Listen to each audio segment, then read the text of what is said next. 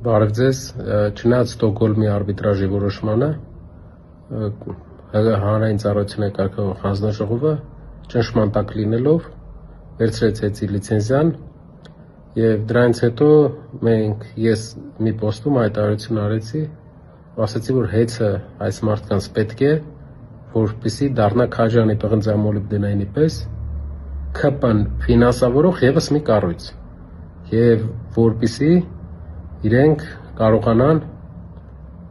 ընտրությունների ժամանակ օգտագործեն որպես գործիք։ Իրենց չի հետաքրքրում ոչ տնտեսական վիճակը, ոչ տնտեսության համբավը, ոչ միջազգային արբիտրաժը։ Դրանից հետո երբեմն իմ անգամ բոթասների մասին պոստեր անող ԿՊԱ-ականները մի անգամ երբ գնացել էի Վեարան, բոթասիս անգամ գույնի մասին էին պոստ արել, ոչ մի ծպտուն չանեցին իմ այս հայտարարությունից հետո։ Իսկ գիտեք, քիչ անեցին։ Գիտեք։